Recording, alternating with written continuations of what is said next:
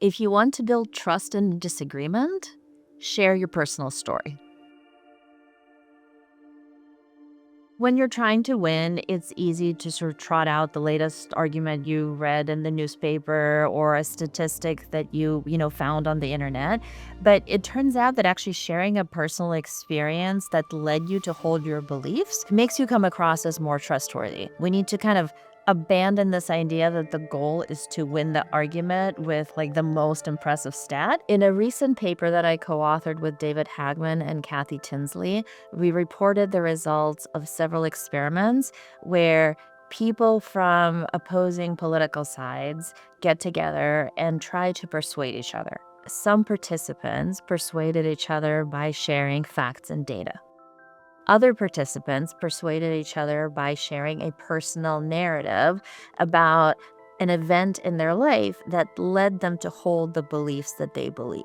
And what we saw was that people who were sharing a self-revealing personal narrative were actually seen as more trustworthy, and their story was seen as more believable than the actual facts and data on which the story was originally based. And so we started wondering why that might be the case. And it turns out that this works because people say, hey, this person is telling me something that could be a little bit embarrassing. And so they must be sort of an honest person who values transparency, because otherwise, why would they be telling me this embarrassing thing? When people hear vulnerability, they draw a particular conclusion. And the conclusion is that you are a trustworthy kind of individual. When we talk about self-revealing personal narratives, we really mean personal.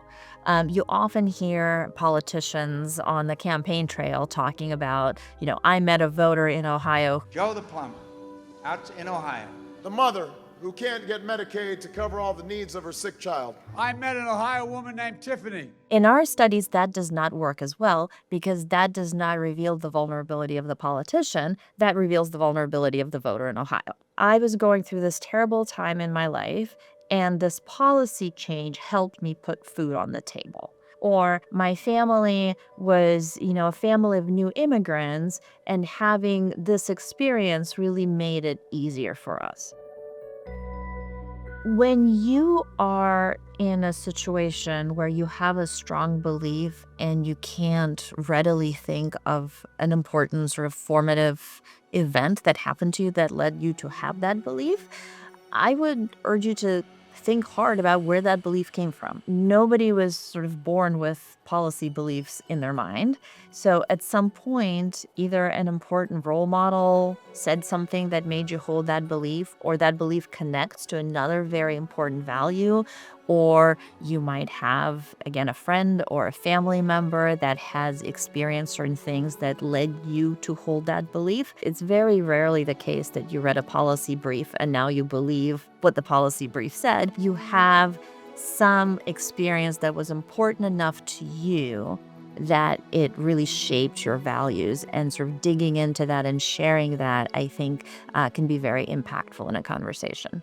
In my research, we focus a lot more on creating conditions for constructive civil conversations and really building trust across divides rather than constantly trying to persuade each other.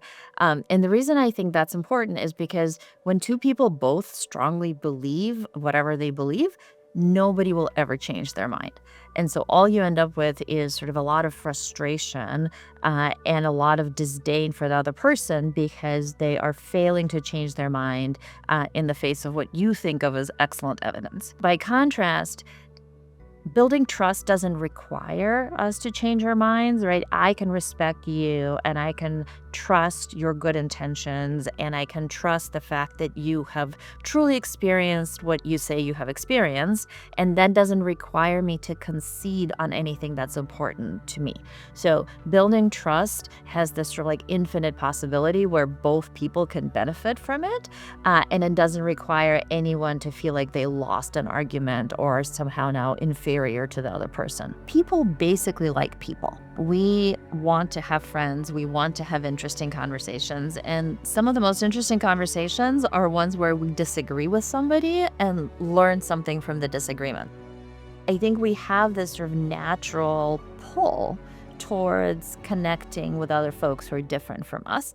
And it's a matter of getting the right skills to do it comfortably.